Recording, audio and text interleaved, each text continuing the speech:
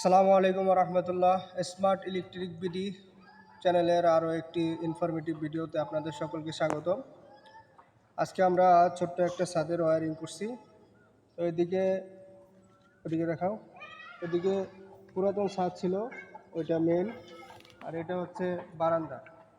তো বারান্দায় আমরা ওয়্যারিং করছি। কীভাবে ওয়্যারিং করছি আপনাদের কাছে আমরা দেখাবো। আসো,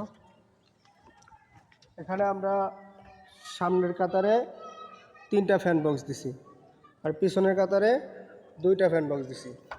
কারণ হচ্ছে পিছনের কাতারে একটু ছোট হবে, পিছনের দিক দিয়া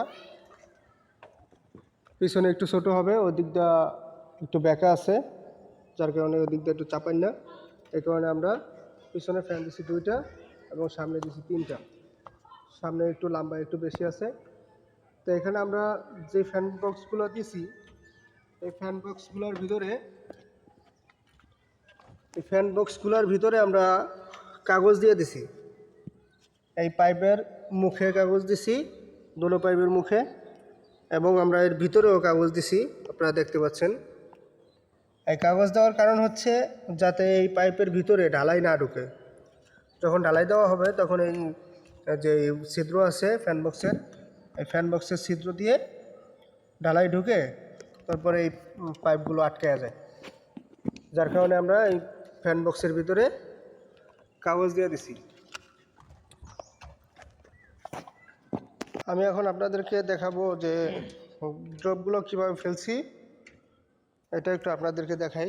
তো এখানে আমরা একটা ভ্যান দিছি এবং নিচে একটা সকেট দিছি।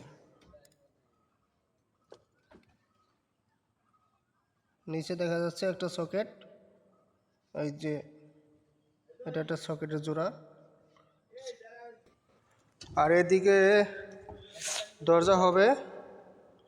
দরজার পাশে আমরা দুই পাশে 2টা ড্রপ ফেলছি। ওই যে ওই পাশে একটা দেখা যাইতেছে, আর এটা হচ্ছে মিডল। এই মিডলে আমরা একটা লাইটের জন্য ভ্যান দিয়া পয়েন্ট করে রাখছি, এবং এদিকে একেবারে কর্নারে আমরা একটা লাইটের পয়েন্ট করছি, যাতে এই কর্নারে যদি বাতি দেওয়া হয় তাহলে দেখা যাবে যে এদিকে এবং এদিকে দোনো দিকেই এই বাতির আলোটা পড়বে। এই জন্য যাতে একটা লাইট দিয়া 2 দিকে আলোকিত করা যায়, এই জন্য আর কি এই লাইটটা দেওয়া হয়েছে।